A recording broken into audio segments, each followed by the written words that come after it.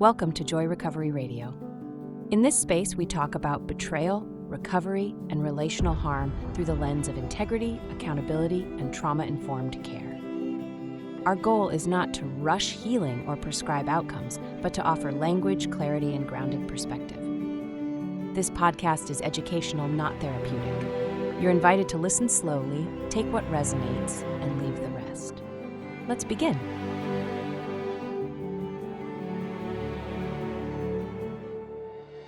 I want to start today with a scene that is probably familiar to a lot of you.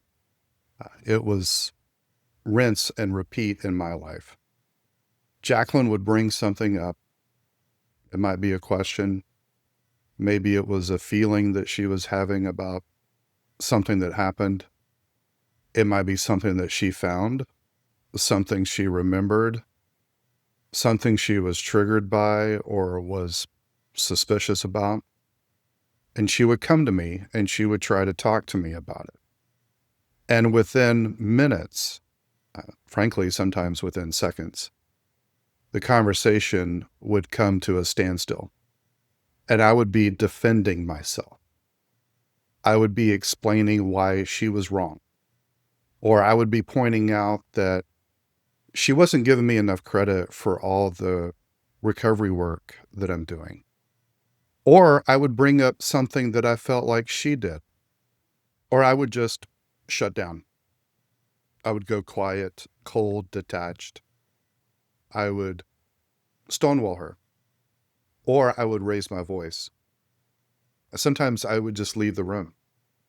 And the outcome was always the same. She would be standing there alone again with the thing that she was trying to talk to me about. Except now she also has to manage the fallout from the conversation that just blew up. That was our life over and over again. And it left both of us usually thinking in the aftermath, why does this keep happening? What I'm describing is defensiveness, being reactive. For me, what I found was defensiveness was kind of my default response to difficult conversations, especially if I felt threatened in any way. I felt this impulse to defend self.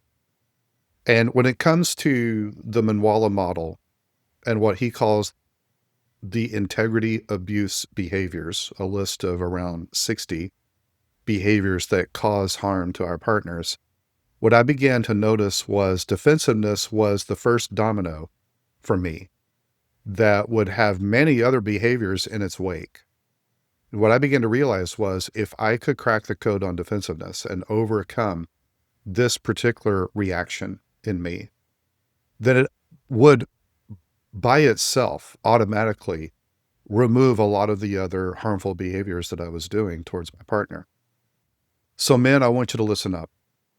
You may not even recognize yourself in the scene or the cycle, the loop that I was just describing, because from your vantage point, you're just simply responding to something.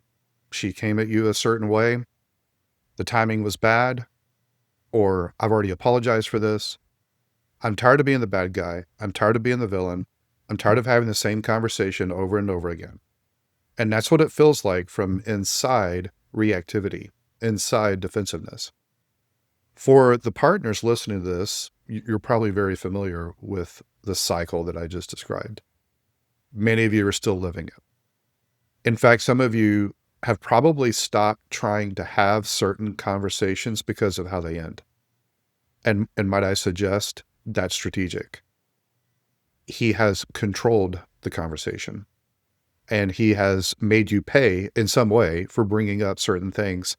And his goal, whether it was conscious or not, was to make it less likely for you to bring it up again. And for some of you, it's working. You're reticent to bring up certain topics. And some of you, partners, you have started to wonder whether this can actually be fixed, or is defensiveness just who he is and there's nothing we can do about it. So today in our content, I want to describe what defensiveness and reactivity actually are, in the specific context of betrayal and deceptive sexuality and integrity abuse.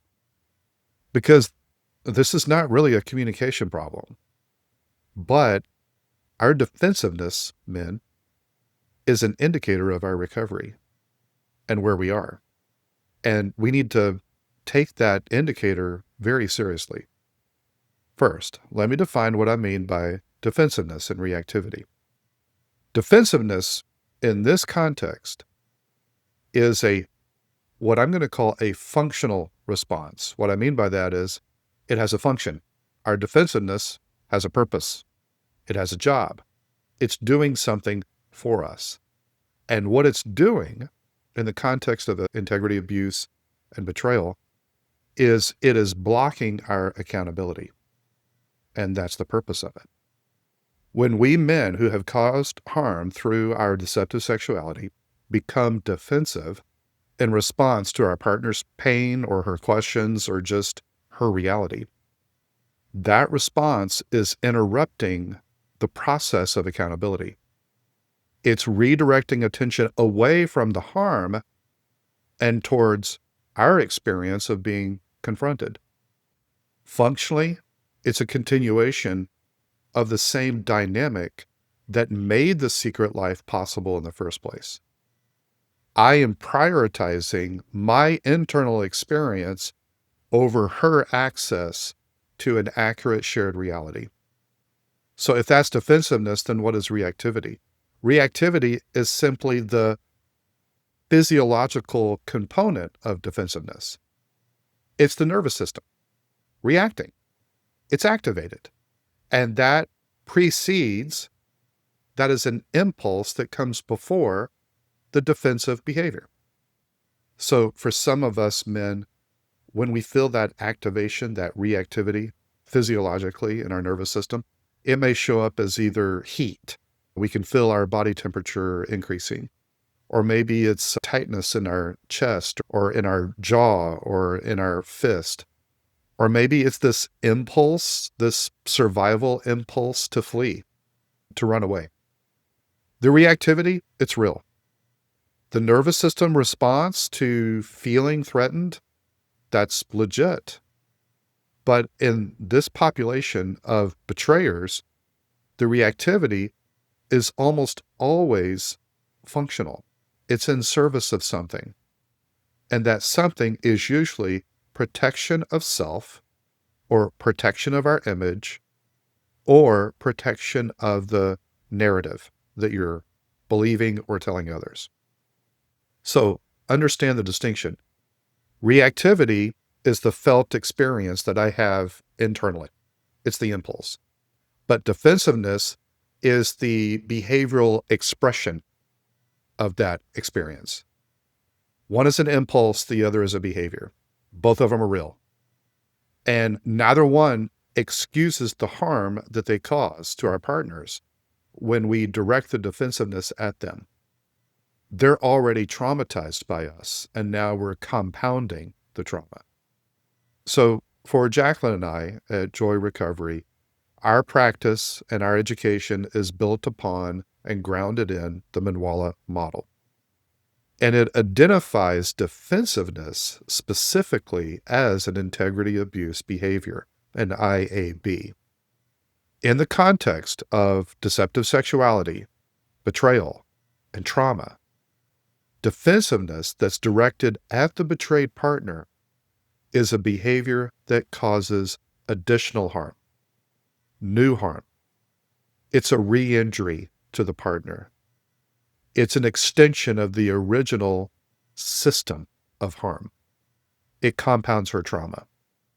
And when we men who caused the damage respond to her attempts at testing reality with defensiveness, when she comes to us with legitimate questions and she is met with counter accusations, when her pain is met with our pain, and our pain trumps her pain, when her reality is contested by us instead of validated and held by us, what is happening clinically is that the reality manipulation system that was making it possible for us to have a secret sexual basement in the first place is still running. Our secret life has been exposed, but the mechanisms that protected it are still active. That's why defensiveness in this context is not what we would classify as a communication problem. It's a recovery problem. It's a harm problem. At this point, I want to name what is actually driving the defensiveness, because I don't think it's just one thing. I think it's more complex and nuanced than that. In my work with men in this population of betrayers, and when I look at my own behavior, I've identified 4 distinct drivers that show up consistently. They usually overlap, but understanding them is important for both the man who wants to change and the partner who's trying to make sense of what am I experiencing with him. The first driver that I have seen as a driver of defensiveness is shame, and shame that has not been converted to accountability. This, I think, is the most common driver and the least understood. Many of us men, especially in early recovery, and sometimes even well into recovery, we are carrying a load of shame. Shame about what we did, shame about who we were, shame about what we have put our partners through. But shame and accountability are not the same thing, and they don't automatically convert into each other. My shame is about the self. I'm bad. Accountability is about the harm. I cause damage to another person. I need to own that and hold that fully. Shame collapses me inward. Accountability moves me outward, specifically towards the person that I harmed.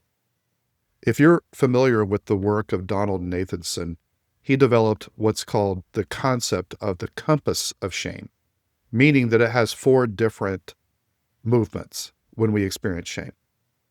I have modified his compass to make it a little bit easier for my clients to remember. And this is how I usually describe the 4 movements of shame. We either, when we go into shame, we do one of 4 things. We either act out, we act in, or we lash out. And the lashing out is towards others or towards self. And those are the 4 movements. When we experience shame, we express one of 4 movements. We either act in, act out, or lash out. And the lashing out has 2 movements. We lash out at self, self-loathing and self-hatred, or we lash out at others. So when it comes to defensiveness, this falls under that category of lashing out towards others, lashing out towards our partner. We aren't translating that shame into accountability and moving towards our partner to address the harm that we've caused. Instead, we are lashing out at our partner in defense of what we perceive to be an offense towards us. So, what looks like him defending himself is often him expressing his shame. So, what looks like him defending himself is often an expression of shame. And the movement of that shame, instead of accountability, it is being expressed through lashing out. It explains it, but it does not excuse it. And the work for us men, the actual work that we need to do, is developing the capacity to hold our shame and to not convert it into lashing out. What all 4 movements of shame have in common is it doesn't lead me to accountability unless we get our focus off of self and redirect it towards the harm that we've caused and the pain that our partner is in. So the first driver, shame. Do you want to go deeper with teaching, like what you're hearing today? That's why we created the Joy Recovery Academy. The Academy is our flagship educational space, designed to help you make sense of betrayal trauma, integrity abuse, and what real recovery actually looks like. This is where clarity replaces confusion and where you finally get a map before anyone tells you where to go. The Academy includes live teaching twice a week, a growing on-demand library, and hundreds of the same tools we use with our private coaching clients, all for the price of one coaching session. Go to joy-recovery.com, click Academy, and join us today. Second driver, fear. And this is fear of full consequences for what we've done. This driver is more straightforward, but it's very important for us to label and identify. It is fear. Discovery of the secret sexual basement destabilizes everything for both parties. He feels like his relationship is probably on the line, and it sure might be. And he is, on many fronts, usually genuinely afraid of what full accountability is going to cost him. So the defensiveness in this case, responding to fear, is what I would call a cost management strategy. That is this: if I can interrupt her reality, and if I can redirect the conversation, or I can minimize the severity, then maybe the consequences can be contained. Maybe the exposure of what I've done can be limited. Maybe I can reduce the loss. It's cost management. This is often not conscious, but the function is still very obvious. The defensive behavior is protecting me from the full weight of what I did, which means it's protecting me at her expense. She is absorbing the cost of my fear management. So for betrayed partners, if his defensiveness is driven by his fear, specifically of consequences, what you're experiencing is a man who is still making decisions, whether he's conscious about it or not, that prioritize protecting himself over owning and holding what he did to you. Let's look at the third driver. The third driver is different from the first two in character. It's less about what the defensiveness is protecting, and it's more about what the man lacks the capacity to do. We're talking about emotional regulation, sitting with your partner's pain that you caused, pain that is fully justified, and not defending yourself.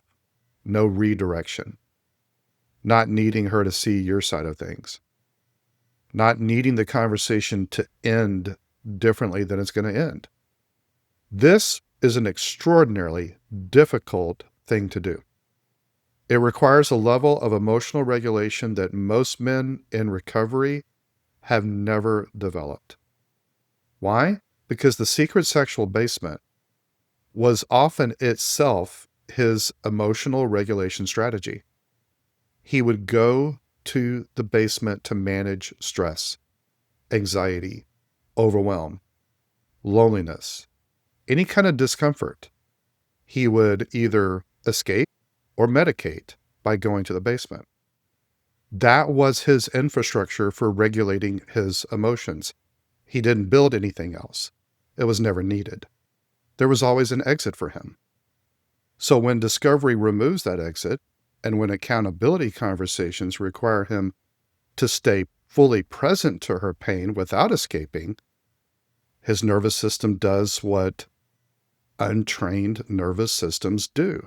It finds another exit, a fight, flight, or freeze response, which includes reactivity, defensiveness, shutdown.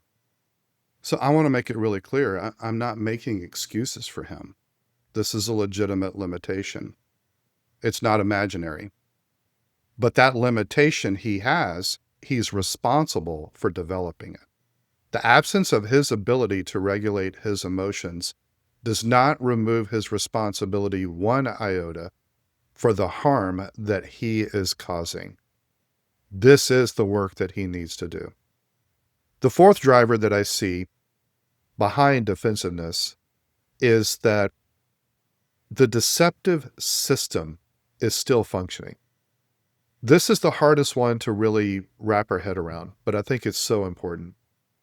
We men who maintained a secret sexual life for any significant period of time, for some of us it was years, for some of us it was decades. We were operating two separate realities simultaneously. We had an upstairs reality, that's the one that our partner was in, and we had the basement reality, the one she didn't know about. And over time, maintaining those two separate realities required a tremendous amount of cognitive, emotional, relational juggling. We developed skills like compartmentalization, skills like managing the narrative, image management, selective disclosures, redirecting her reality. Those skills are still inside of us. They didn't disappear just because we were discovered. They were built and mastered over years. And in some cases, they are deeply practiced and embedded. You could say they're integrated into who we are. So when we're confronted with accountability conversations that threaten our image or our sense of self, that same architecture that maintained the secret basement gets activated. But it's not to protect the secret, because there's no secret to protect. It's to protect self. It's to manage the discomfort of the conversation. So in this case, the defensiveness is the architecture of the secret basement that's still getting activated. The secret's gone, but the system that maintained it is still online. And it's still, in its effect, managing what she's allowed to see and what is kept from her view. Dismantling that system is what we call the third eye in the three eyes for men, their pathway. Integration. We have integrity, impact, and integration. This is the deepest and most demanding work of recovery. And we can't even begin to dismantle it until we realize that it's there and we see it operating. Now, when we get defensive, we may not be protecting any more secrets. But for the betrayed partner, this feels like more deception. This feels like, why would you be defensive unless you're hiding something? And so just by association, this is telling her nervous system, he's still protecting a secret. He's not just protecting self. There's still a basement, and he's still protecting it. So I want to call out something that I think often gets missed in conversations about defensiveness. It's important, and partners need to hear this. Defensiveness in the aftermath of betrayal is not neutral. It is a behavior that is causing, present tense, ongoing harm. So let's look at the mechanisms. The core wound for the partner is not mainly emotional. It is her self-trust, her capacity to trust her own perceptions of reality. That's what was damaged during the covert phase of the secret life before exposure. Years of gaslighting, minimization, reality management. All of those left structural damage to her ability to know what is reality. When his defensiveness challenges her reality, when he tells her, you're overreacting, when he redirects the conversation to his experience, he's doing the same thing to your reality that he did during the secret basement. He's telling you, functionally, your version of reality is wrong, so you need to trust mine. That is a second injury to the same wound that hasn't healed from the first. And that is why ongoing defensiveness, specifically the kind that either challenges or minimizes your reality is continued integrity abuse. It's an extension of the original injury. Also, defensiveness aborts the accountability process. Accountability requires that I hold the harm fully, without qualification, without the partner being required to manage my emotions.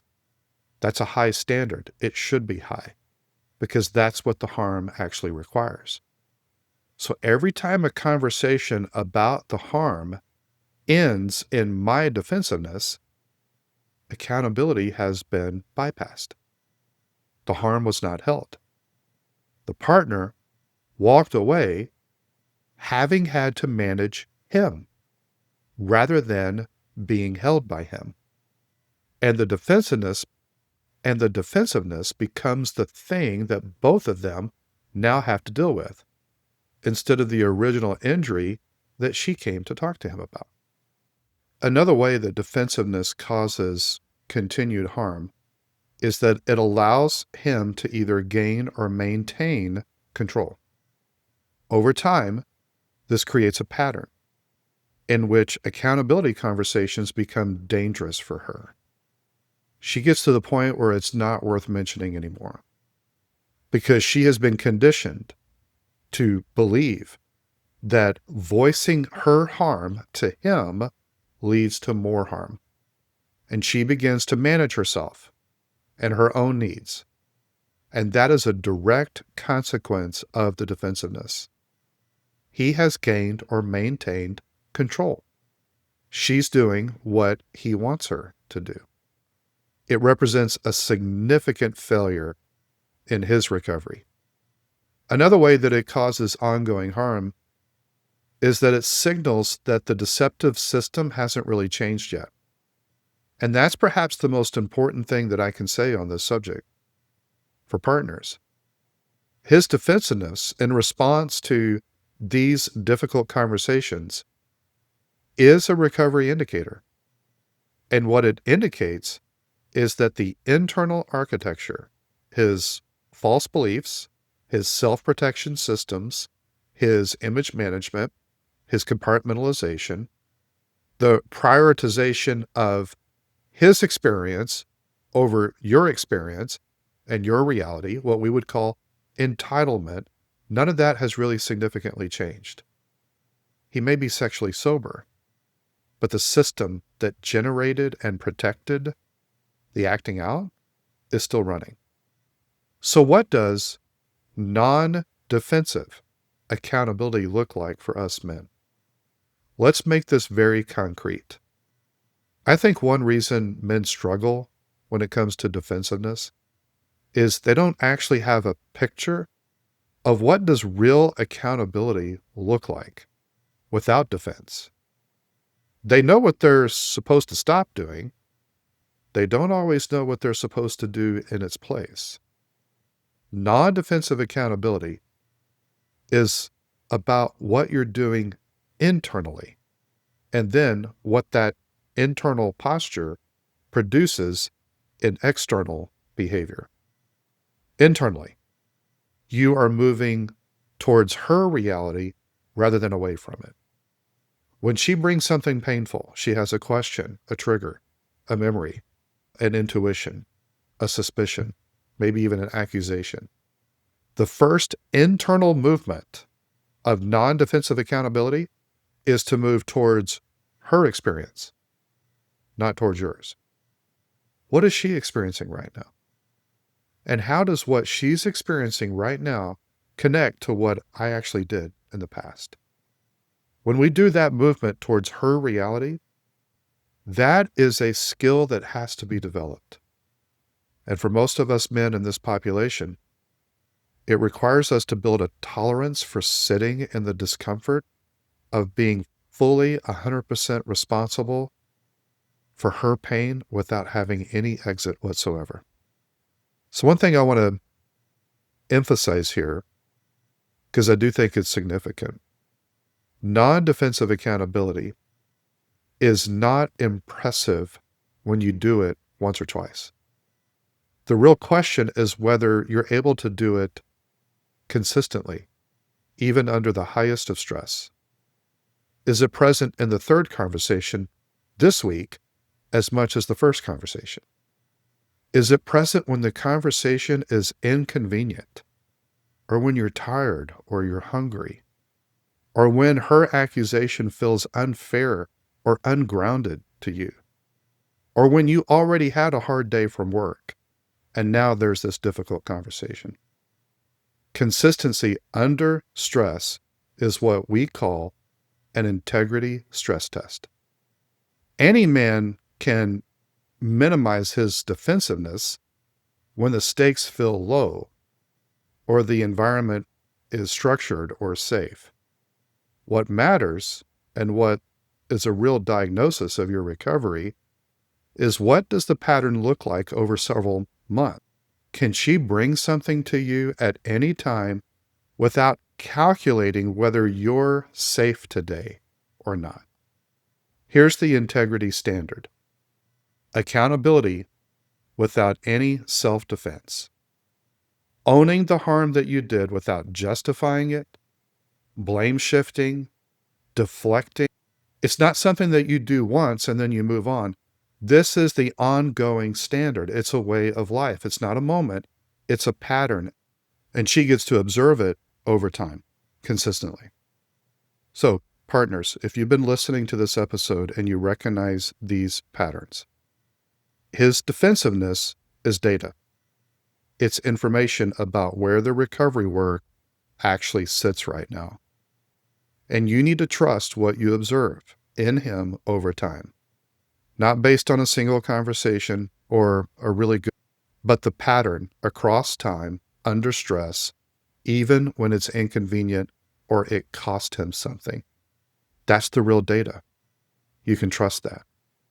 Partners, you are not responsible for creating ideal conditions in which he can finally become non-defensive. This is his work. You don't need to manage it for him. You've got your own work to do: stabilization, rebuilding your self-trust, and getting access to accurate reality, independent of whether he ever becomes non-defensive or not. If this episode connected with where you are right now, would you consider sharing it with someone who needs to hear it? And if you're looking for a structured space to do the deeper work, for men who are ready to build real integrity and be in genuine recovery, and for partners who are working to stabilize their nervous system and reclaim their own reality, this is the kind of work we do at the Joy Recovery Academy. You can find out more information at joy-recovery.com. Thanks for joining us today. Take good care. We'll see you next time.